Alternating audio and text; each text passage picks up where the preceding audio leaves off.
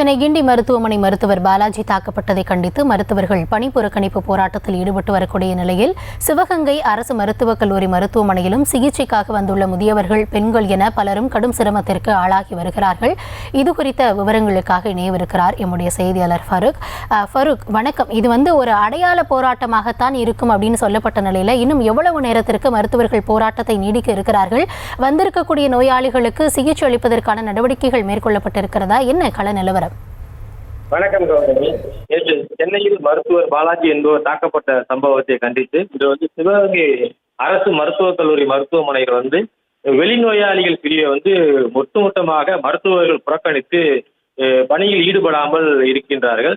இதனால் சிவகங்கை மாவட்டத்தில் தினசரி ஆயிரக்கணக்கான மக்கள் இந்த மருத்துவமனைக்கு செல்கின்றார்கள். சிவகங்கை மாவட்டம் மட்டுமின்றி அருகில் இருக்கக்கூடிய ராமநாதபுரம், மேலூர், மதுரை மாவட்டமான மேலூர் போன்ற பகுதிகளிலும் நீங்க வராங்க.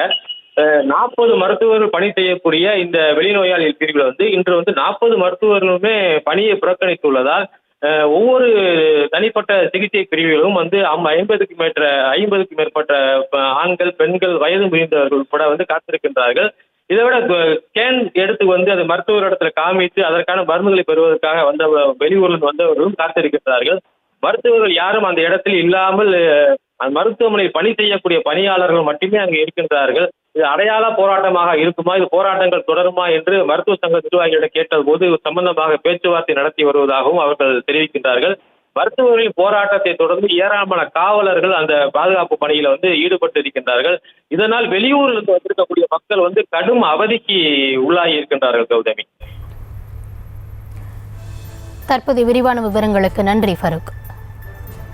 சார், ரிப்போர்ட்டை காட்டினா ரிப்போர்ட்டை நாங்கள் பார்க்க முடியாது, இன்னைக்கு நீ நாளைக்கு கொண்டு வாங்க அப்படின்னு சொல்கிறாங்க சார். ரிப்போர்ட்டை நாங்கள் காட்ட மேலே எங்களுக்கு என்ன பிரச்சனைன்னு நாங்கள் தெரிஞ்சுக்கிறதுக்காண்டி நாங்கள் வந்திருக்கோம் சார். அதை கூட சொல்ல மாட்டாங்க. ஸ்கேன் பண்ணுறதுக்காக வந்தேன். ஸ்கேன் பண்ணுறவங்க இல்லைன்ட்டாங்க. நீங்கள் எங்கே எழுதி கொடுத்தாங்களோ அங்கே போக சொல்லிட்டாங்க. அதனால் இப்போ அங்கே போய்கிட்டு இருக்கேன். டாக்டர் யாரும் இல்லை. இவங்க தான் அந்த வார்டில் இருக்கவங்க, அவங்க தான் சொன்னாங்க. ரொம்ப சிரமமாக தான் இருக்குது. அந்த ஸ்கேன் இப்போ இருந்தால் நான் இதுக்கு நான் திருப்பி போகிறேன். இல்லை, நீ அங்கே போக வர செலவு இருக்குது. இல்லை இருந்திருந்தாங்கன்னா நான் பார்த்துட்டு போயிருப்பேன். செய்திகளை உடனுக்குடனும் துல்லியமாகவும் தெரிந்து கொள்ள சப்ஸ்கிரைப் பண்ணுங்க.